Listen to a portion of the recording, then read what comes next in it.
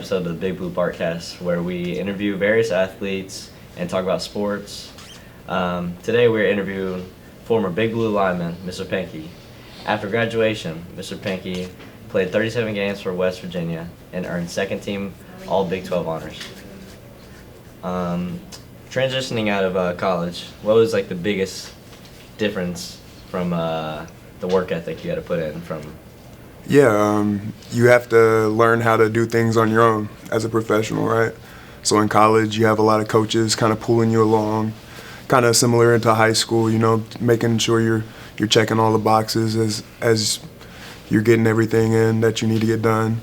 But as you enter the professional realm, there's a lot more onus onto yourself and what you do with your own time. You have to learn how to manage it yourself as an adult, and just really taking it day by day and putting in all the work that you've been putting in, just knowing that you don't have that coach behind you, just forcing you to get it done or begging you to come along. Like, you got to make yourself do things at that level. Yeah, so you just basically got to be more independent and just taking your growth on a different level. Yep.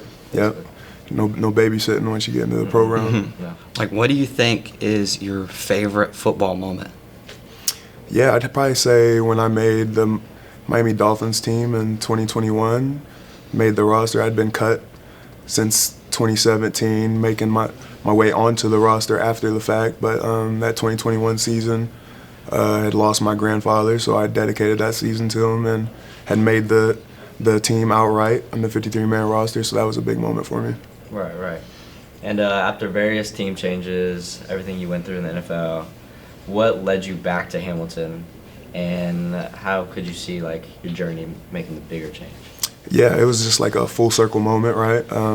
I had a lot of support, and I had a bunch of great coaches that helped get me on the right path to my goals, and I wanted to be that same person for somebody in need in my community, that we got that relatability that I really thought I could make a difference and have an impact.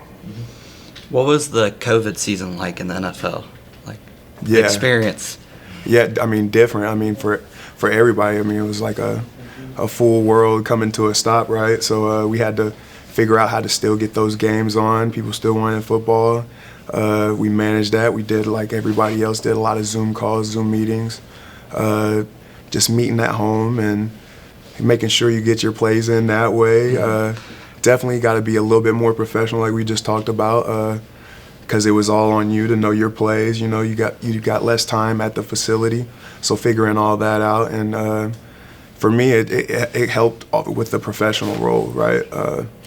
Just not dependent on your coach to make sure you got the job done. Like, you're still getting your work in, and you're going to have practice the next day, and you're expected to know your role. So just a lot of the same, just really kind of different, eerie in the big old stadiums that sit 100,000, and there's not a crowd. That's a little weird. Oh yeah.